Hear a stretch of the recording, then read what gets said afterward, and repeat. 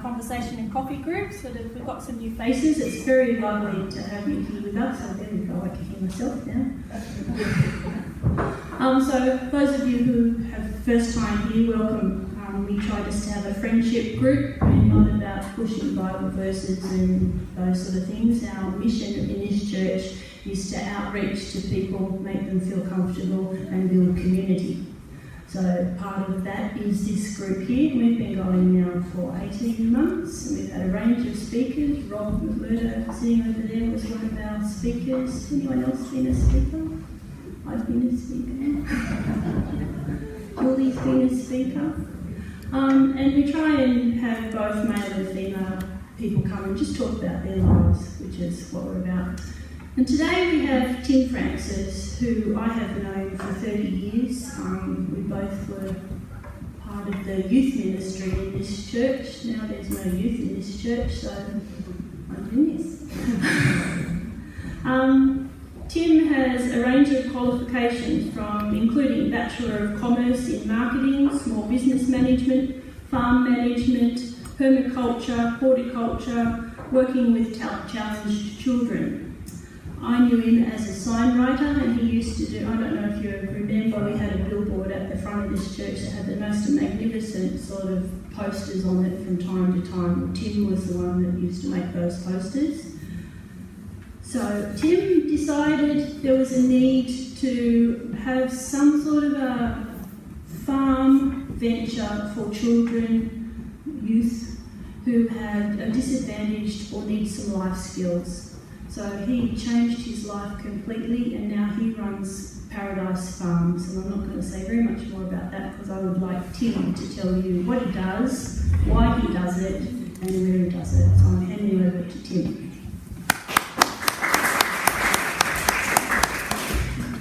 Thank you very much, Shona. I think the wonderful thing today is that I see so many friends here, which is helpful for me because guess what? I'm not naturally a person that likes to stand up the front. I like being a behind the scenes person, but I can't do that anymore. So what I'd like to do first is to play a video that was taken a little while ago, so it's a few years old now, when the Village Vet Show came to town, and I'll talk a little bit more about that. I am not a technology whiz, so you'll have to just be patient with me when I swap over and do things. I thought if we watch the video and then I show you some photographs, the PowerPoint photographs, and I'll speak to those, and you can put up your hand or interrupt me if you want to ask questions, but we'll certainly allow time at the end of that period to ask questions. Now, Mary Claire over here is sitting against the wall. Mary Claire is our wonderful admin lady, and without her I would be in big trouble. In fact, there are a lot of people in my life I'd be in big trouble without, but Mary Claire's one of them. She also happens to be our Facebook queen, and if you are on Facebook, she's the one who you will see lovely posts, and I'm not a Facebook person, but she's very good at these sort of things. So please say hello to her afterwards, and if you have any questions, Mary Claire will probably be able to answer them too. So let's have a go at playing this video and we'll just see if we've got enough volume, and then we'll have a talk to them later.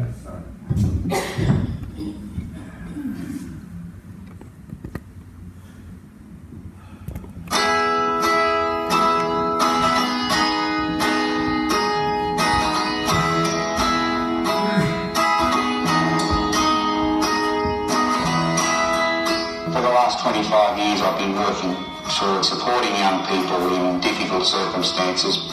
I was inspired that this was a way of reaching young people who were unreachable otherwise, using plants and animals to do that. I keep doing this because it's such a joy to be part of something that is significant in a lot of young people's lives, and I have a very positive attitude despite the cynical side of a lot of the things that I see and the sadness I see in family relationships and the way young people have been treated.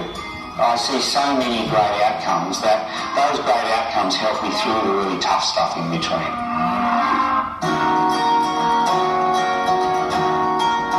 Over the period of a week, we can have anywhere from 3 to 26 young people attending the farm. We fill a niche in our community of a day program that's not run anywhere else. So We really saw the value of bringing young people out into this environment for the day and then going back into their home environment, whether that looks like foster care or residential care or group homes, and they take that joy and pride and hope back into that environment. Most of our young people are referred to as from the Illawarra and the Shoalhaven region, and they're often young people with significant mental health issues, disability issues, behaviour issues, drug and alcohol issues. There are many great stories in the 200 or 300 young people we've supported in the last 15 or 16 years. There have been terrific outcomes in many of those young people's lives, learning new skills, but also realising that someone is prepared to stand alongside them and encourage them without any judgment, and that's the advantage that we have working with animals and children too. They respond very much to affection, animals. And young people who've given up trusting human beings anymore can trust an animal that responds to affection and there's no judgment involved. So that's been fantastic. We have on the farm over 350 farm-related animals, and then we support quite a large range of native animals and birds and microbiology under the soil, which is another part of our organics. Tons and tons of it. You know, I'm in a position here where I get to care for an amazing patch of land. I get to be part of an amazing number of people's lives. A taste of paradise, it comes from this vision I was given of perhaps what heaven might look like in some way. And so our logo is all about celebrating creation and the transformation in young people's lives, and so that's what I see a taste of paradise as being.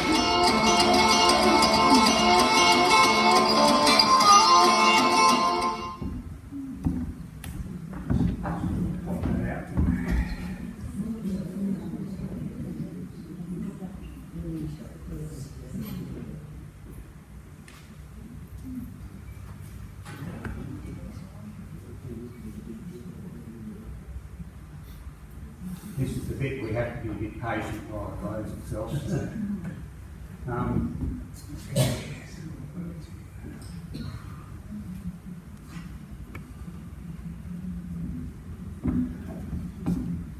Now, John has set up a lovely clicker for me, so I'll see if I can work it now. That's the next challenge.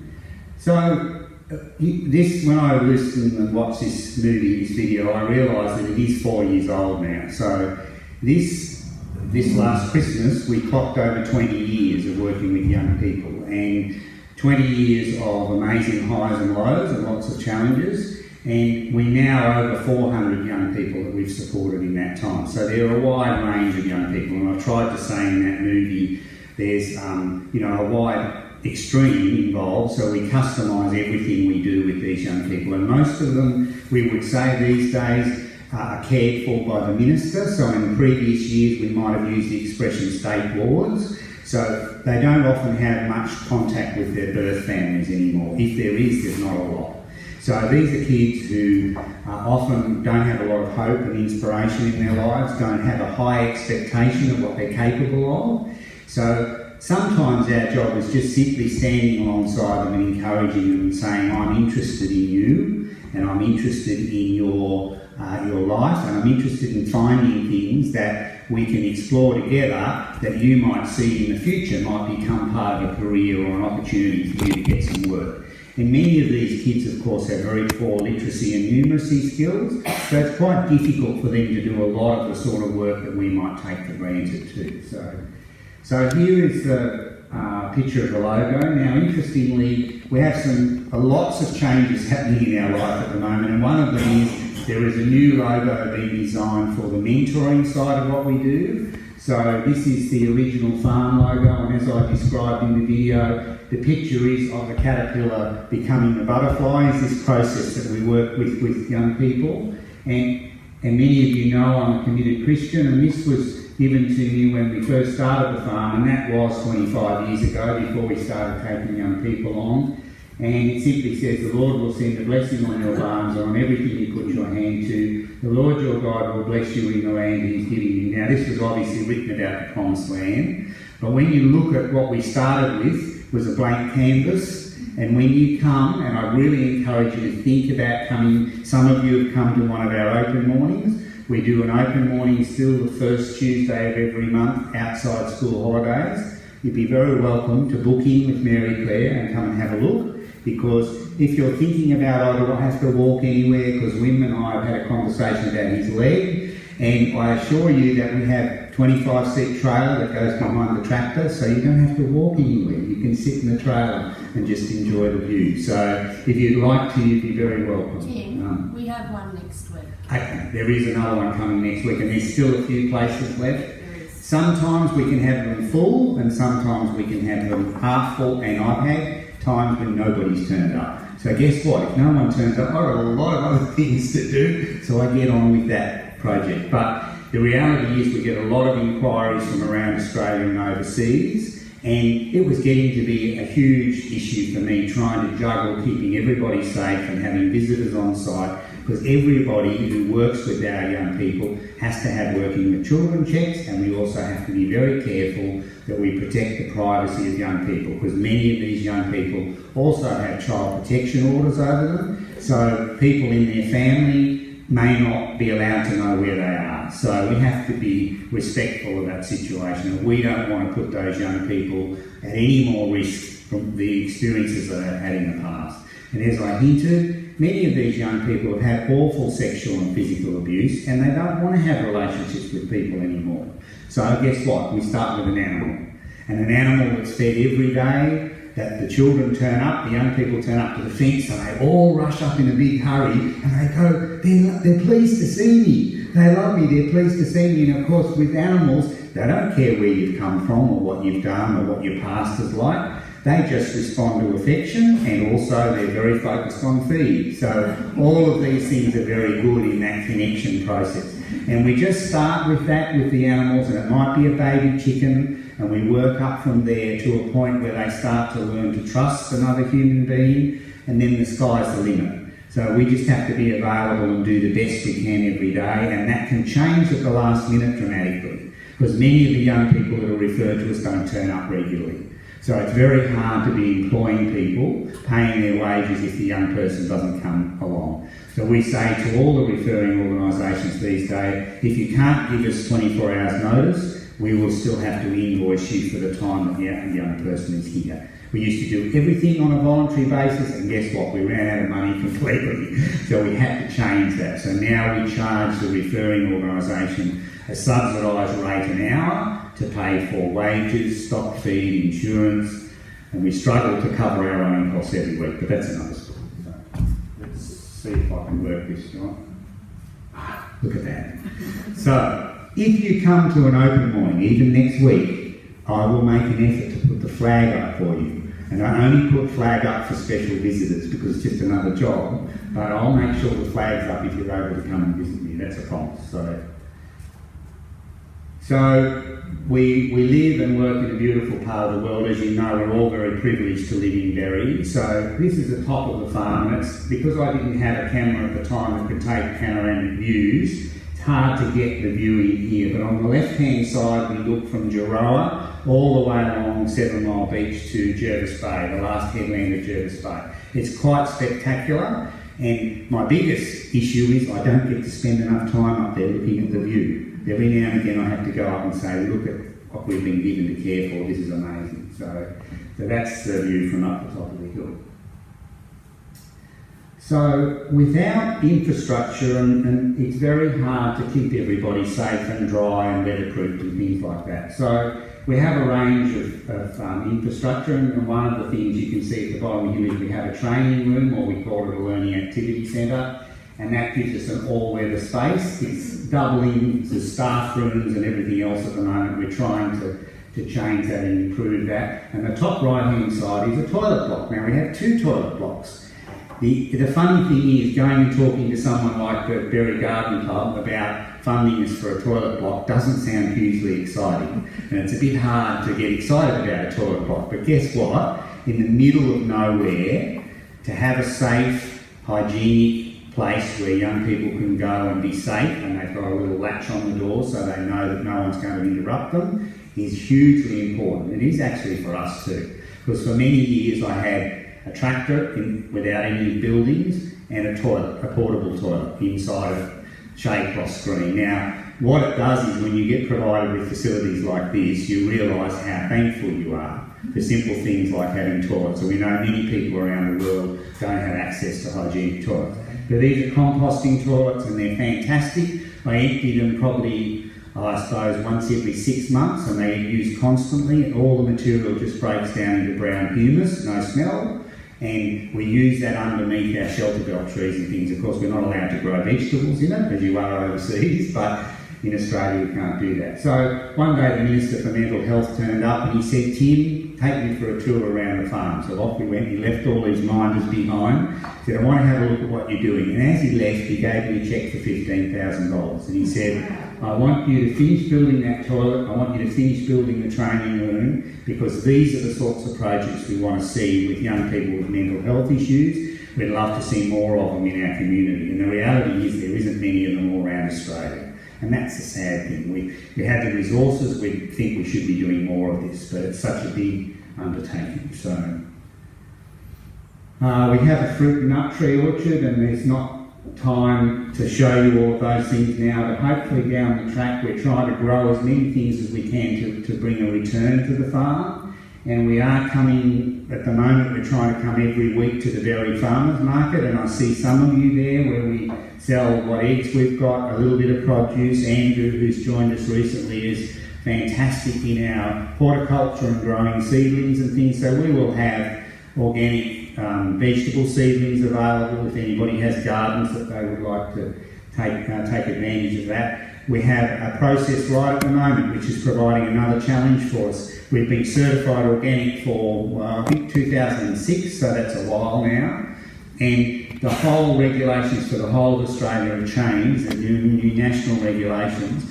And we're part of a small organisation that's been taken over by the big Australian Certified Organic organisation. So we are being brought back to in conversion to organic for 12 months to get everyone on a level playing field. And I say to people, I just don't want people to think we've done something wrong, because we're doing the same thing we've done all along, but this is the new regime, so we have to comply with what the government wants. So you'll see a little change to our egg labelling and our vegetable seedling, which doesn't mean much other than because we're doing the same thing as we've always done, and after 12 months of making sure they're happy with that, we'll continue to do all the organic stuff we can. So, as I said, we grow a lot of plants, and this is one of the buildings we use. It's a little hard to see, the top right-hand side is our glass house. And what we love to do with the young people is do lots of problem-solving things. So here's 2 young people helping me build the glass house. So you can imagine if we sat down with a few adults, we'd build the glass house in 3 or 4 days. This took 3 or 4 months to build. And the reality with most of these projects is you have to be very patient and persevere. And sometimes this long list of farm jobs, and Shona knows exactly what it's like, there's always a long list. You get frustrated sometimes, why can't we just get this done? But the reality is we're actually here for the young people, and somehow we've got to manage the farm in the background. So there's this constant tension between getting things done and making sure we provide opportunities for the young people. So, but that's advancing well at the moment. You see the lovely seedlings that are being produced by Andrew, it's amazing.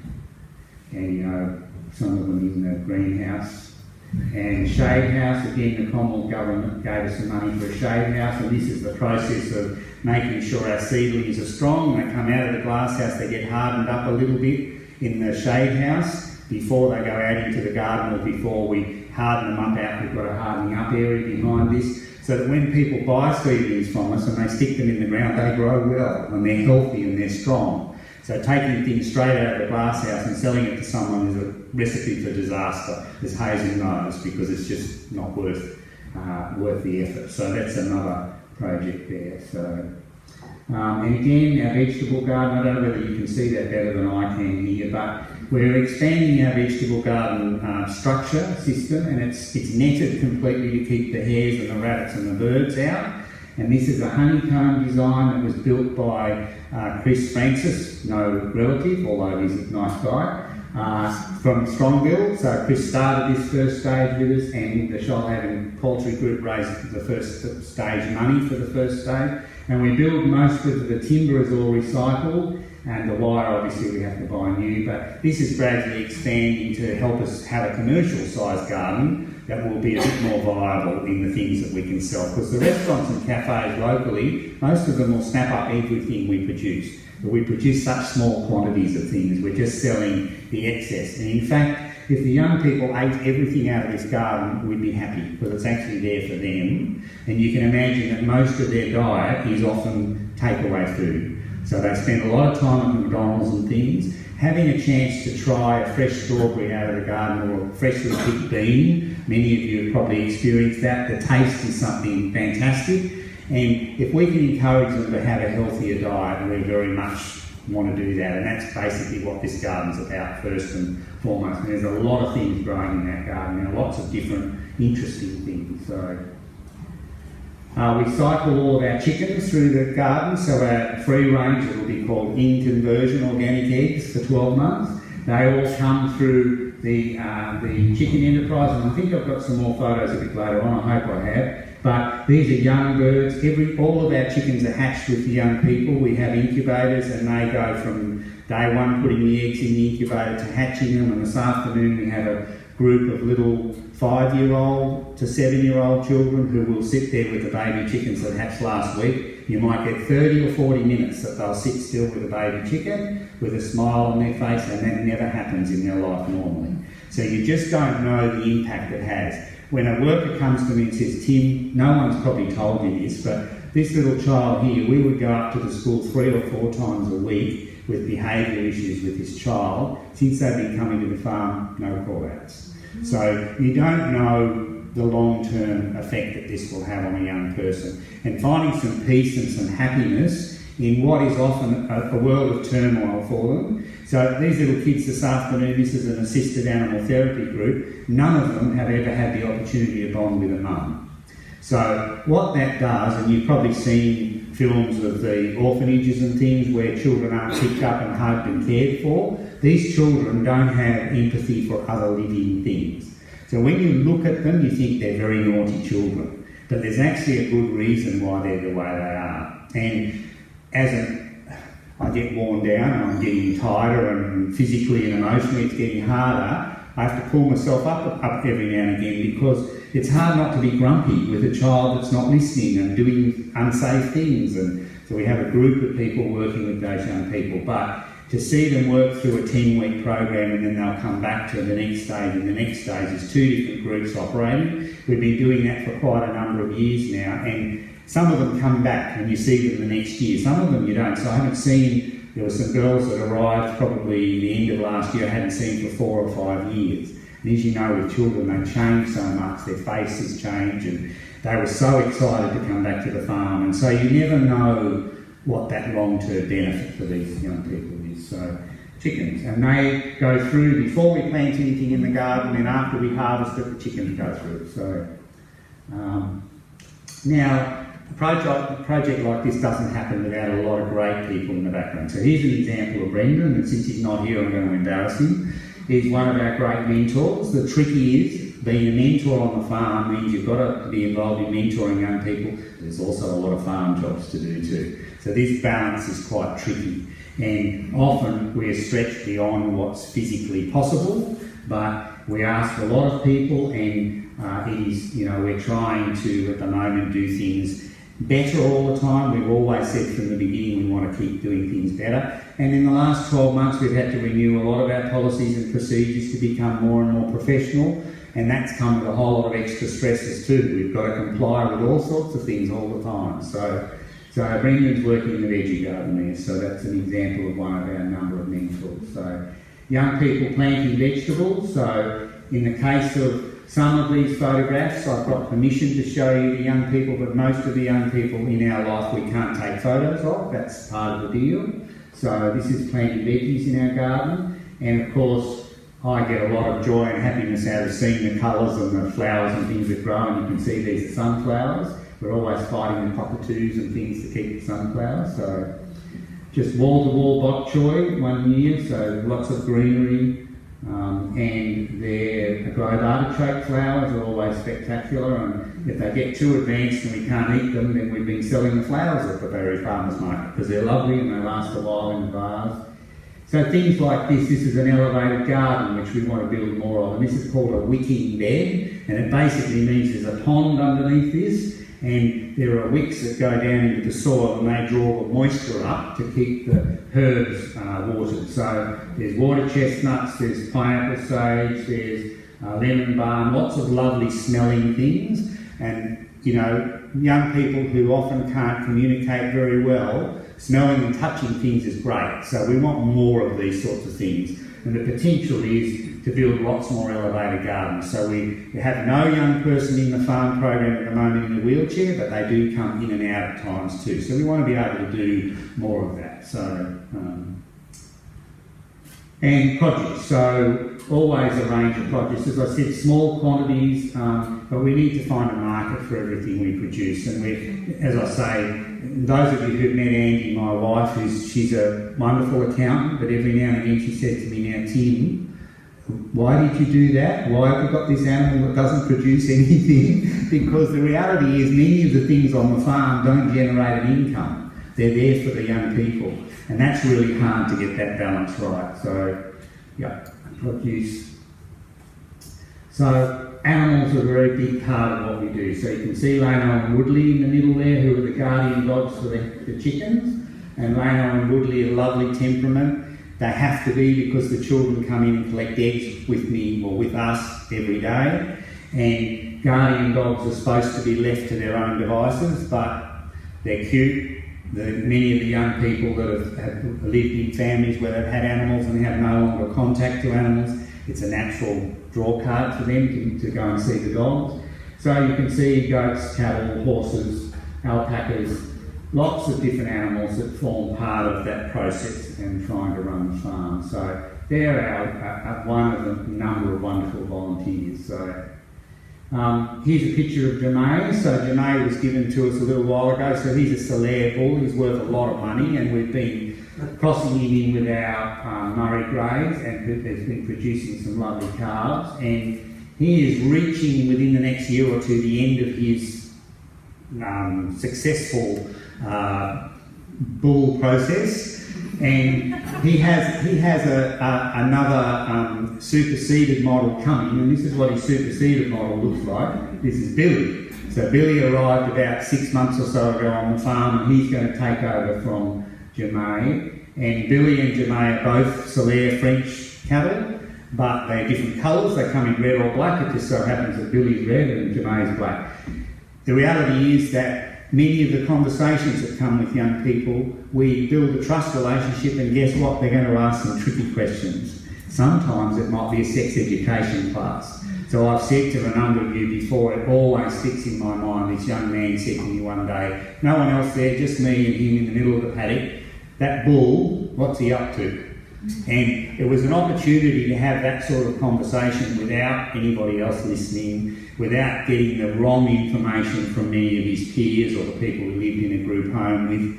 So it's a great privilege to have those conversations, and you never know with the birthing and the deaths that happen on the farm, the natural cycle of life, what conversation you'll have. So again, I said to a number of you before, a young lady said to me one day, my grandma died last week. And that alpaca died within the last day or so. What do you do with it now? Can we go and have a look at it? Can you tell me what happened and what's going to happen in the future? So some of those practical things, it's a great privilege to be able to have those conversations. And it's not something you can walk up to them in the street and say, hey, I've got something really important I need to tell you. But when you have that relationship built up with a young person who's learnt to trust you and knows that you'll be honest, and the hard questions that come, you'll do your best to answer. And if you can't answer, you have to say, I'm not really sure. I'll have a think about it and I'll get back to you. So that can happen too. So there's Billy. So again, many wonderful people in the community help us. So here's Manildra. So Manildra turned up one day, and those of you who know Phil Monaghan, Phil said to me one day, I think we need to be doing something to help you. We're going to donate all of your cattle feed. We'll bring a truck in, and I said, loaded with cattle feed, and I said, I don't have anywhere to put it because I've got to keep it away from the rats and mice. He said, leave it with me. So it turns up, they bring a full container of cattle feed and unload the container full of cattle feed, and we now have a container that the cattle feed's in, and when we run out, or we're getting close, I'll ring up Phil and say, oh, I'm getting close to running out of cattle feed, leave it with me. Day or two later, the truck turns up and another load of cattle feed. So in the drought, it was a bit harder for them because the demand on their feed was huge, but he always set some aside for me. But the deal is, whenever we need it, they'll bring a truck along and they'll fill the feed and they'll disappear. And every time they turn up, probably $3,000 worth of cattle feed. So it's a significant amount of money, and it's not something we could do normally. So very thankful for those sort of opportunities. We have about a fifth of our property locked up in a conservation agreement, and we have a number of endangered plants on our property, and this is one of them called Sierra granulata. And this Illawarra area only occurs between our farm and Albion Park in the world, and we've got one of the biggest populations here. So it gave us some help from the government to fence the area off and look after it. And I think there was about 65 odd plants when we first moved there towards the end of the 90s, and there's over 250 now, and of course they propagate well and they don't have cattle and things stomping all over them. They wouldn't be nice to eat because they remind me of an Australian wax plant. They've got a very strong, I'd say, tea tree oil type smell, you know, and you can see they're in flower here too. So yeah, I think that's pretty good that we can look after something like that, and it opens up lots of opportunities for conversations with young people. Why do you do that? It doesn't generate any income for us. We're actually doing something to benefit the community in the future and care for these things that we're going to lose if we don't do something about them. So look, the young person is probably mainly concerned about, have they got anything to eat today? Have they got somewhere to sleep? Does somebody love them? Is there a warm place to sleep? When we introduce them to things like this is way outside their normal sphere of understanding. So we can venture off into all sorts of different directions depending on how they're travelling in the negotiation with the referring organisation. So we love getting them involved in some of the conservation stuff. So here's Landcare. So many of you know Richard Scarsborough. Richard and Megan have been fantastic over many years now. They collect quite a bit of seed from our property and surrounding properties. So they help me set up many things, and they'll provide us with trees and seed that we work with the young people and show them how to grow things. We just don't want to accept trees, we want to start from scratch. And here's the arboretum that we planted a few years ago now that is an example of the rainforest trees that grow up in the rainforest. And this is doubling as an outdoor education area. So obviously most of these young people don't attend school anymore. If they have, it hasn't worked for them. So the least amount of time we can spend inside a building doing theory, the better. So the best thing is a little bit of theory outside, do lots of practical. This is what the theory looks like in practice, and if you can't see any relevance for the things you're learning, and often these kids have them in school, it's tough because getting that message to sink in. So most of these young people are good with their hands and practical things, but not good sitting down for hours listening, like you are today, sorry. Here's two young people with a disability building nest boxes with me. So we build nest boxes for the possums, the bats and the parrots, and they're learning to use simple power tools. We don't work with the saws and things, we pre-cut everything for these young people. And here's an example of a couple of the young ladies painting the nest boxes for us. So we build them, we install them, we monitor them, and that's another part of what we do. We've also had a couple of wildlife cameras donated. So we can take photographs and have a look at what's living in these things without actually having to be there. We just go and collect the memory card every now and again and have a look. So but that's great. So I like to also remember that I have a camera in my pocket now. When you have a fancy phone, didn't have access to a camera like that before, so I have to remind myself, hang on a minute, this might be the only time I'll ever see this, I'll take a photograph of it. Now these are reasonably common. This is just a little eastern dwarf green tree frog that we have lots of times in our paddock, but it's on my screensaver on my computer just to remind me. I'm a frog person. You see my car, you see frogs all over it. Frogs are important because you're probably aware that they're like canaries in a mine. Frogs are the things that go first if our environment's polluted because they're very fragile. So I love frogs, so you'll see frogs on my car. But here's another silly photo. And it's terrible because it was taken on an old phone, but this is the day I caught a wedge-tailed eagle in with the chickens. So he was regularly taking my chickens, and he loved fresh chicken. And he'd sit on, in fact 3 of them, mum, dad and baby, would sit on the chicken houses every morning, wait for the chickens to come out. Very easy, because fresh chicken, fantastic.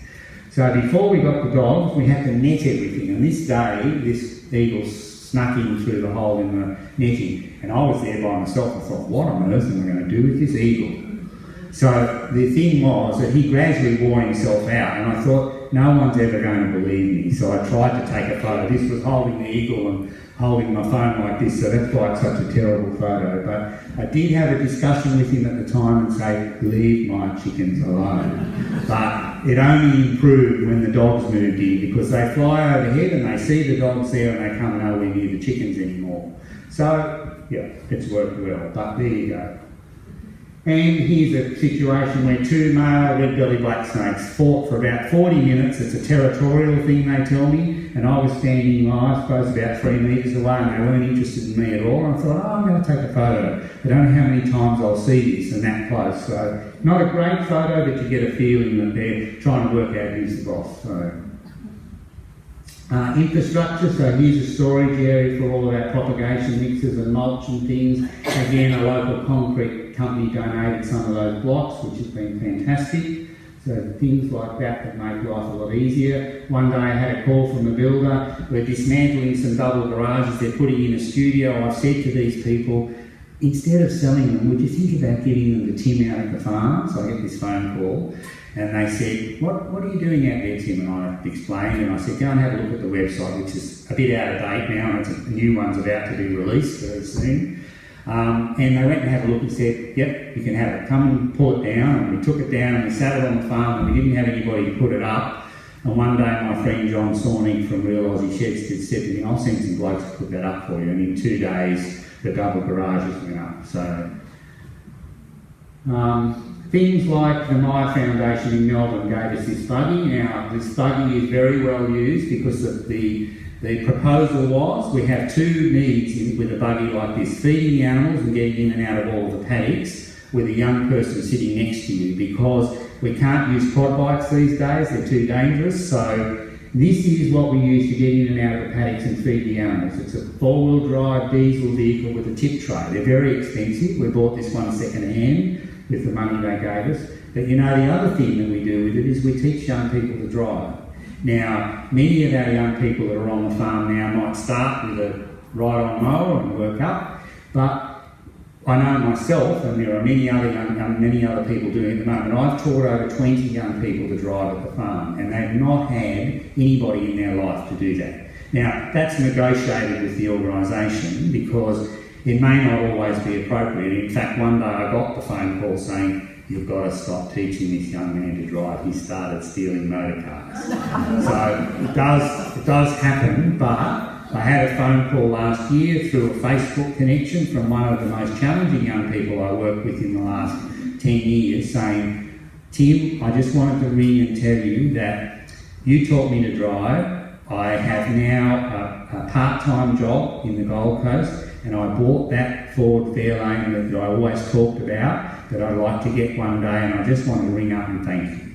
Now, you don't hear much back from any of these young people because they disappear and you lose contact with them, and you're theoretically not allowed to make contact with them when they leave the system. But it's just nice once in a blue moon to hear that something you've done has made a difference. And I hope there'll be a lot of those in the future. But yeah, so that's we call it a Myer mode.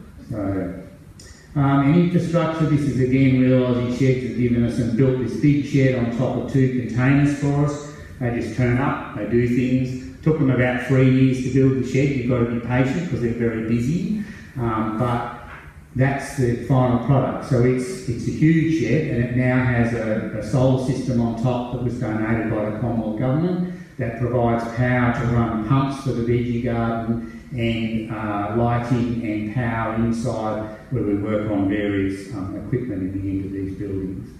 So we have some wonderful partnerships in the community too. This is one that happened a few years ago now, but I'd love it to happen again. The funding ran out, the old story. So we're working with the community colleges, training certificate 2 level in horticulture. And these are young people who are disengaged in the classrooms, and there's quite a few of them now who have to stay in school if they don't have a job. But here we are just doing some cattle work with these guys this particular day. But we need to be doing more of these things, and unfortunately it's an easy thing to pull money out of these projects. But as we know, if we help these young people early, then the whole community is going to benefit in 20 years' time. That's the tricky thing. And it's hard sometimes to convince politicians. I had visitors about 2 years ago from Holland who came from what they call care farms in Holland. Now in Holland the government funds a whole network of care farms because they realise, again, early intervention, they help these kids early, the whole community is going to benefit. And they said, how on earth do you manage to do this without that sort of funding? And I said, yeah, that's the challenge, it's a big one. But they struggled with that idea because it was provided by the government. So we work regularly with the South Coast Medical Service Aboriginal Corporation, and we work with lots of young Aboriginal people in the process, and we have some wonderful friendships with the mentors who come and work with those alongside us too. The Illawarra Aboriginal Corporation as well. Some of the organisations we work with regularly, and basically someone will get referred to their organisation to care for a young person who might be good at outdoor or interested in outdoor work or interested in outdoor opportunities. So I get a phone call saying, do you have any space, Tim, for this young person? In fact, what they're doing now is they're emailing Mary Claire, and she's handling a lot of that for me, which is great. Have a complicated application form now, but we're always juggling the spaces that we have available for fun. And guess what? It's not about getting as many young people in as we can, because you can imagine many of these young people have very challenging behaviours. You can't have John with Peter, they don't get along. So trying to timetable during the week who's available to work with and which child can get on with which child on the property, how can we separate them? And we still have issues, even though we try and plan that carefully. It is part of that process. So I have some wonderful friendships over the many years I've built up with people in these organisations. So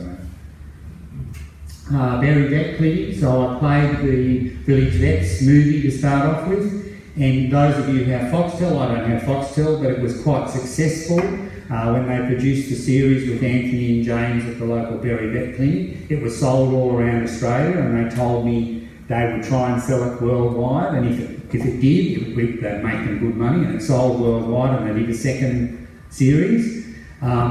The reality was it was quite challenging to be involved in something like that, as the vets found too, because it takes up a lot of time filming. And in fact, the first series, the one night they had a process where we lost a cow and a calf after a lot of difficulties. There was an unusual circumstance with this cow, and it got the highest ratings of the whole series. So we lost this cow and calf, and it was very sad. And they said, Tim, we love emotive stuff. You can be upset, you can do anything you want. I said, no, I'm fine, I'm not going to get upset. Well, of course, I was upset when I lost this animal, because I'm an animal person. And they were overjoyed because it was great TV. But the reality was that from that night on, the next couple of days, we got $7,000 worth of donations.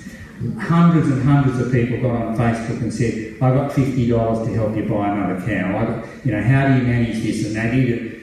I'm not a Gogglebox fan, but there's a Gogglebox show that they took as well, and it was very emotive, and they just took that little excerpt out and they said, oh, poor Tim, and everybody cried and was very upset. But this is the sort of thing, when you get involved in these processes, you've got to expect you sign your life away and you don't have any control over what happens. But the interesting story is that the story of the farm went to places like Lima, Peru, England, America, and one day Joel and Erica Noonan, our pastors at the Berry Community Church, were long service leave in Cape Town in South Africa. And I got an email from them. You'll never guess what's on TV at the moment. It's a taste of Paradise Farm, and there you are. And I thought, well, isn't that amazing? So who would have known that it would go all those sorts of places? So there's Anthony and James. Sadly, James is now working in Sydney. So this wonderful partnership that I was hoping would last for a long time hasn't continued, but I still have a lot to do with Anthony and the vet clinic, and I was there paying another bill today.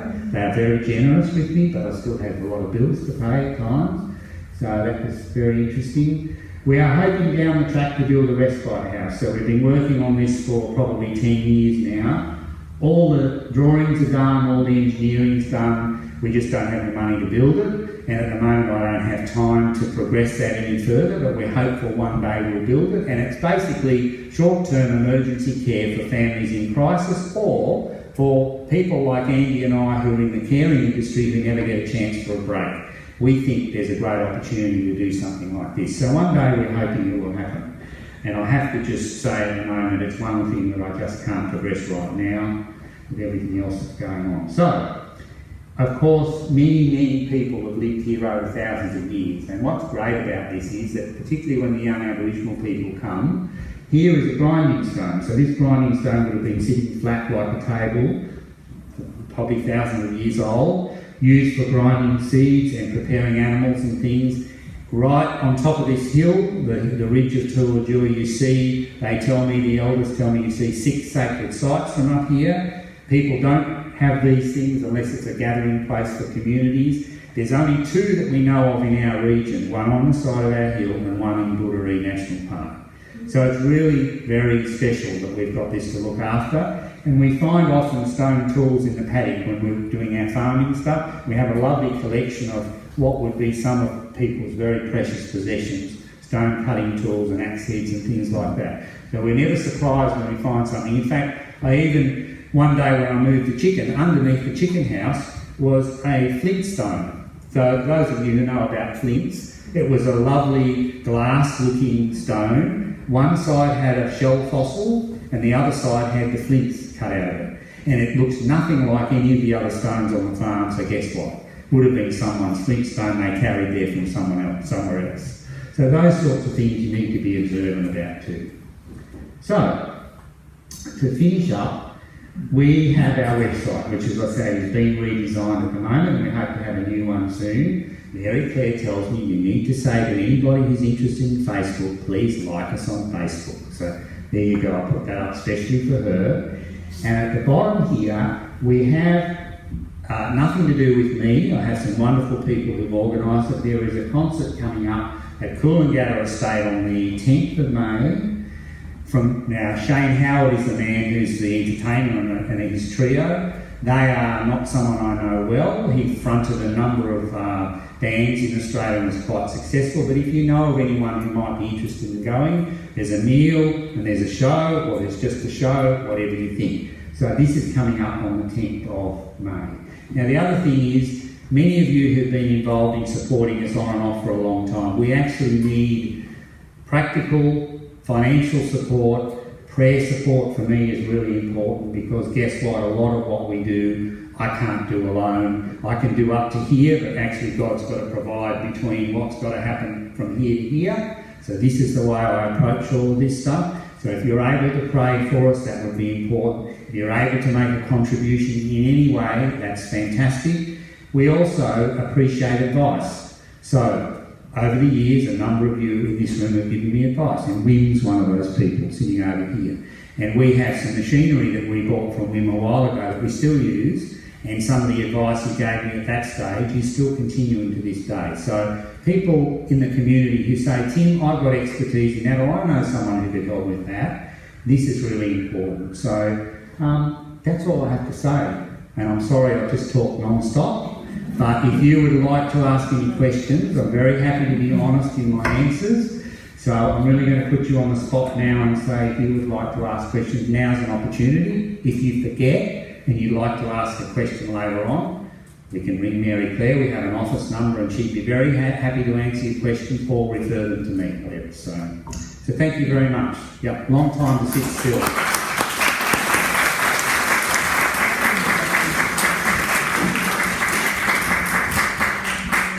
So, can any of you think of anything you'd like to ask me? Now I'm putting you on the spot. Yes. Tim, how many people are working, helping you there? Are they volunteers or paid people? Yeah, that's a good question. So there's a proportion of paid people. So I think there's about 4 paid people, 1 full-timer, 3 part-timers, and then there's a number of volunteers. There's a lot of wonderful volunteers in my life that do everything from, producing newsletters to coming and helping in gardens to doing all of those sorts of things. We are a bit more picky about who we take on as volunteers now, and one of the reasons for that is that I get a lot of inquiries over the last few years for people who'd like to volunteer, and they're not always appropriate.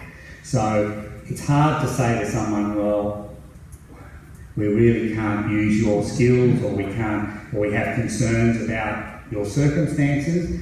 So I've had a situation a number of years ago where someone was referred to me by 3 people in the welfare industry, and I took on as a volunteer, and I discovered pretty quick smart that he actually had a record, a sexual record, and I thought I was being careful in my working with children checks and everything else. So it is complicated, and also I have people contact me at times who have their own issues, who really would love to help other people but haven't been able to address their own issues yet. So that has been really complicated for me, and because I'm a bit of a softie, I find it hard to say to people, look, this is not really appropriate in this sort of project, I think. So is that a bit of an idea? So I think I counted, there's about 20 volunteers, regular volunteers, who do all sorts of different things. Sometimes I might only see them. There's a man who's been helping me lately who I see probably once every year or two, a retired builder who's just come and helped us finish off the building, and then he'll disappear in his caravan again for 5 or 6 months. So, wonderful people like that who ring up and say, hey, I've got some time, is there anything you need doing at the moment? So, yes. Jim, who are the people who refer the young people to you? Okay, well... What organisations refer them? Yeah, that's good. Well, certainly the list of organisations that I had up there are some of them.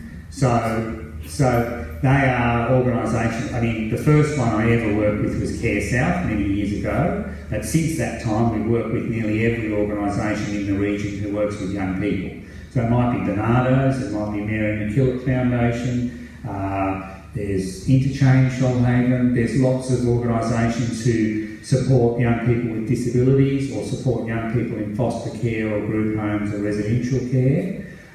So it varies a lot, and they will ring me and they'll say, Tim, we have little Johnny or we have Sue, who we think would really get a lot out of being part of the fund. Have you got any places at the moment? So we would send them an application pack that Mary Claire's improved greatly for us, that gives us a lot of information, because we have a duty of care, so we need to know about health stuff, about behaviour things, about their living circumstances, the sort of things they're interested in, because ultimately we've got a dangerous worksite on a farm and we're introducing challenging behaviour children. So you can understand why the insurance companies go, I don't know about this thing. In the last couple of years, QBE have been great because it's a social conscience thing for a big organisation like that. They don't make a lot of money out of us, but we still pay pretty substantial insurance, and we have to pay that for the general farm stuff, but we also have to pay it for volunteer insurance now too.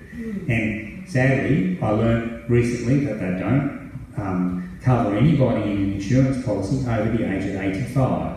And I have a friend who would come regularly at the age of 90 to help me. And I had to have that conversation. He said, Tim, I don't care. But I felt bad because I was trying to make sure everybody had access to that. Did you get any referrals from schools? Not often. The reason for that is because most of the young people referred to us who are cared for by these organisations, it will come through them. And the reason is because if we just take a young person straight off the street without any support, so most of these young people often have social work support, psychiatric support, sometimes psychologists in the background. We don't have that expertise. We're just filling a little gap in their life. So we need professionals in the background helping them with a lot of those things. So that's why, we don't take many referrals now from families around Australia, because you don't know a lot of the history. And it's really sad. Mary Claire still gets them from other states saying, I've got my child or my nephew or niece or my grandchildren, we're desperate. There's a lot of problems here. Can we send them to you for full time for 6 months or something?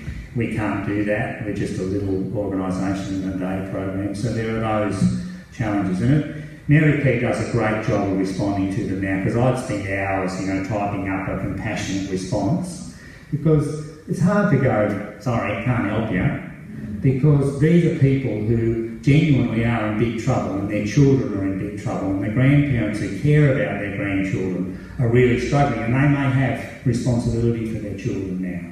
So there are lots of those circumstances too, and I think nearly every state in Australia in the last 2, 3, 4 years I've had inquiries from. In fact, we had one from somewhere like Uzbekistan or something, I think, too. Someone who was working over there as an engineer who had problems with one of his children. Could we send him to you for 6 months? So just trying to do that appropriately is difficult, and do it in a compassionate way is important. So, yeah. Tim, did you mention the age range of the children? Okay, well, we used to say 12 to 20 years was roughly what our focus was, but look, to be honest, there's a lot of 5-year-olds at the moment in the program, and we also have had, until recently, a number of 40-year-olds. So that group, disability group, lost their funding to come to the farm, which again saddened me, because they were coming for 9 years. So some of our young people have been coming for that sort of length of time, and you can make a real difference in their lives. I mean, I've shared with some of you, one young person turned up one day, and this is a few years ago. In fact, he started 9 years ago. He's only just finished up in basically an armoured car. So he'd broken all the windows on the side of the vehicle, so they were all replaced with the armour guard mesh. He was locked in the back seat like you have a Perspex screen in a taxi. He couldn't get out unless they opened the door first. And the first thing he did was rip the number plates off my cars and break all the side mirrors. They were the easiest things to get at. So in 9 years, he was never allowed to travel in the front seat of the car. They couldn't take him into the community, to the supermarket or the shopping centre. He lived in a house at this highest level of residential care with carers in 12-hour shifts by himself, because he couldn't mix with other kids his own age or other adults. So all of his furniture in the house is covered by rubber moulding. His TV has a Perspex screen about that thick in front of it, because they've lost a lot of TVs. A lot of things end up on the roof, so they're always getting up there with a ladder taking things off the roof. Now, in 9 years, he regularly travels in the front of a car now. He has 2 other young people who live in the house with him. He's now 23, maybe 24. He will always be in care because of the level of his intellectual disability. But he has a happier life, hopefully, and he's learnt to manage some of his behaviours. So, hard to sort of measure those things in dollar value. Often people say to me, well, what sort of outcome can we expect? Well, I don't know. I'm hopeful that it'll be good, whatever it is, and even if it helps them have some joy and some hope, well, that's huge. And that affects everything else in their life. All their carers and workers, they often treat badly because they're paid to look after them. So you'll see a child come to the farm and their behaviour is totally different on the farm, and when they get back in the transport to go home again, the language and so it's a very different environment, and it's a peaceful environment which makes a huge difference for a lot of these young people. So Do the older folk get NDIS? Can you get money through? Yeah, well, some of them do. The reality with this group, which saddens me a lot, and this happens, they didn't have many advocates in their life. So they're in an old-style group home where, well, one young lady in particular, who's a young lady, I say she's in her late 30s, parents, one lives in New Zealand, one lives in Perth. They had to advocate responsibility for her care a long time ago. She doesn't see them very much, I think maybe once every 6 months. And so to have someone advocating well for them is a lot to do with what sort of support they get with funding. And I suspect in this case there wasn't a lot of that sort of support, which really upsets me. I don't have any control over that. I said to the organisation caring for them, I'm really sad because we've built a relationship. They really loved coming to the farm every week. But some of these guys, they're non-verbal. So the outcomes for them are laughter, happiness, and travelling in the bumpy trailer that I've encouraged you to come and try is a huge outcome for some of them because it's an experience they absolutely love. And I had to get over the hump for me going, well, what's the outcome for these young people? The outcome often is some happiness and some joy in doing something that they feel like they're contributing something to, because many of these people, particularly in their older age, no one has had any expectations of them at all. So they're quite lazy. I'm trying to be polite, because no one's thought, well, this person is capable of doing a lot of things because they've got this level of disability. But it means that you'll find someone wants to sit down a lot and not be involved in the activities that you've organised and things like that. So that's what I see. And the NDIS, there's a lot to happen. It's rolling out, and there's still a lot to be resolved. And for some people it works well, and for others it doesn't. But at least it's something, and I'm hopeful that it will continue to get better and better. We looked at becoming an NDIS supplier, provider, but at the moment, without Mary Claire coming on board, I couldn't handle what I already have to do, and it's another level of bureaucracy. It really is. And I have so much bureaucracy in my life with the organic certification, with the food authority. They turn up and ordered our chickens and things too. And 2 years ago they said, oh, well, you know, you're storing some meat in your fridge for sale, so we're going to have to put a licence on your freezers. So that's another $460, $470 a year. And you go, well, where am I going to get the money for that? You know, oh, we should be doing this and we should be building that. Well, okay, let's look at how we work towards that. Well, we've got to find the finance and the resources from somewhere. And it's not something that Andy and I have access to. We've lived for 15 years below the poverty line, even though Andrea's accounting business, she has 3 offices now, hugely successful. One in Nowra, one in Mid-Sydney and one in Ulladulla. She travels a lot, but without her propping me up constantly, she's one of those wonderful volunteers in my life. So I need to remember to thank her regularly, because freeing me up to do this and this compromise that she's had to make and our children have to make for a long, long time is tough. You know, and it's hard to find people who are prepared to step in and be involved in something like this, because there is a cost to pay.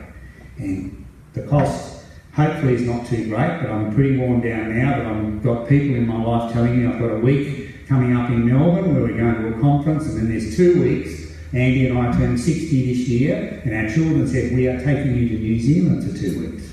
And I had a passport 40 years ago that ran out. Andy's never had a passport. So we've now got passports. So we're looking for what life might be like to actually have a break every now and again. And I have enough good people in my life saying, you need to do this, Tim. What decisions have you made? What plans have you made? So they're on my case. So it's hard to weasel out of some of those conversations. So we are trying to make a difference. So, yeah. Okay.